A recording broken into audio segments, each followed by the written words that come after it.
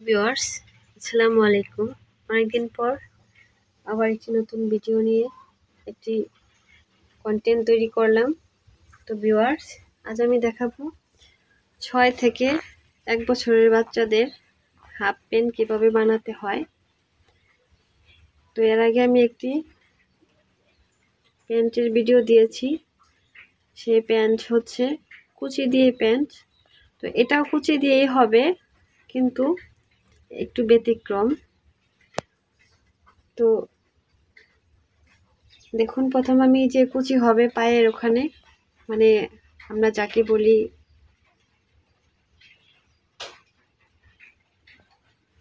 পায়ের যে হাঁটুর উপরের অংশ,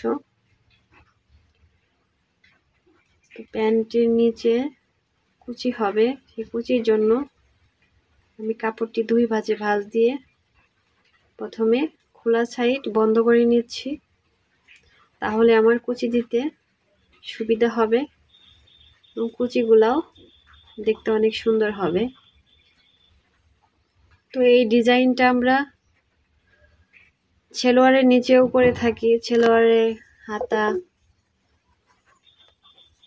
সব জায়গায় এই ডিজাইনটা করা যায়।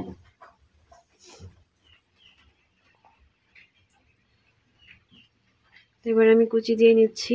দেখুন, সেলাই দিয়ে নিলে এবং বন্ধ সাইড ডান দিকে রাখতে হবে।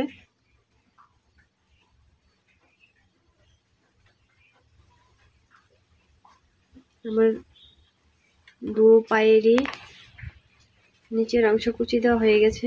এবার আমি ঠিক নিচের দিকে কুচি দেওয়া পার্ট জয়েন দিয়ে নিচ্ছি।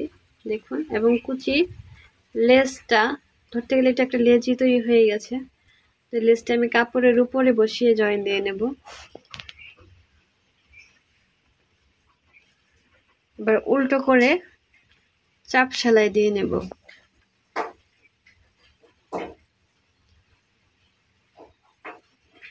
এবার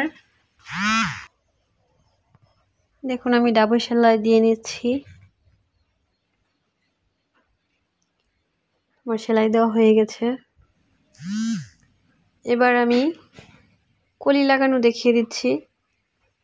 তো দেখুন, কলি লাগানোর সময় প্রথম যে পার্ট, সেই পার্টটি সোজা করে তার উপরে কলিটি বসাতে হবে এবং সেলাই করে নিতে হবে, এবং কলিটি আবার বাম দিকে সোজা করে চাপ সেলাই দিয়ে নিতে হবে। এবার পরের পার্টটি প্রথম পার্টের তুলনায় উল্টো করে নিতে হবে। প্রথম পার্টটি সোজা ছিল, এই পার্টটি উল্টো করে নিচ্ছি। তো উল্টো করে নেওয়ার পর দেখুন, এই বিষয়টি খুব খেয়াল করে দেখবেন। দেখুন, ওই পার্টের নিচের দিকে এবং উপরের কোণা ঢুকিয়ে দিতে হবে। দেখুন, এখন এখানে এল আকৃতি হয়ে গেছে। তো এবার নিডেল দাবানোই থাকবে, তো ফিট জাগিয়ে নিতে হবে। জাগিয়ে কাপড়টি ঘুরিয়ে টান দিয়ে সোজা করে নিয়ে সেলাই দিতে হবে, এবং সেম আগের মতোই চাপ সেলাই দিয়ে নিতে হবে। তো ভিউয়ার্স, চাপ সেলাই দেওয়ার সময় চেলি যেন ডান দিকে থাকে, সেইভাবে খেয়াল রাখতে হবে। দেখুন, এবার আমার 2 পার্টের এক সাইড জয়েন দেওয়া হয়ে গেছে। এবার খোলা যে 2 পার্ট, এক পাশ থেকে ভাঁজ করে নেব। ভাঁজ করে নিয়ে কলির সাথে জয়েন দিয়ে সেলাই করে নেব।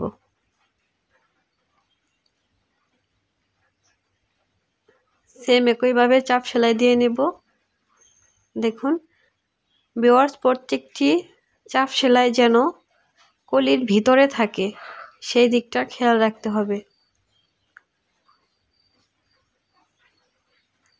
তো আরেকটি পার্ট ভাঁজ করে সেলাই করলেই প্যান্ট প্রায় হয়ে গেছে। তো দেখুন কিভাবে জয়েন দিয়ে নিচ্ছি। এবার এই পাশটাও একইভাবে জয়েন দিয়ে নেব।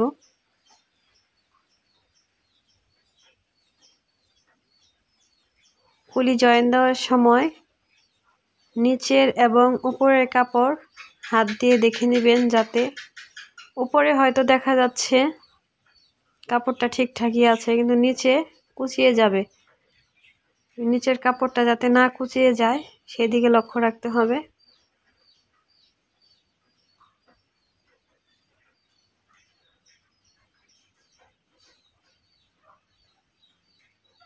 তো আমি এই সেলাইটা দেওয়ার পর আপনাদের দেখিয়ে দিচ্ছি।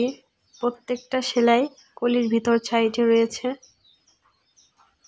দেখুন।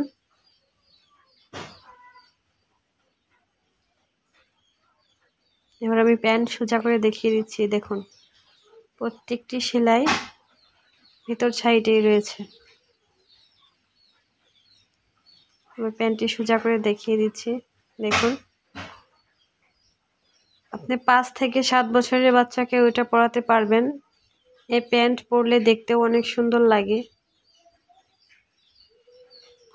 এবার আমি রাবার ভরার জন্য রাবারের ঘর তৈরি করে নিচ্ছি।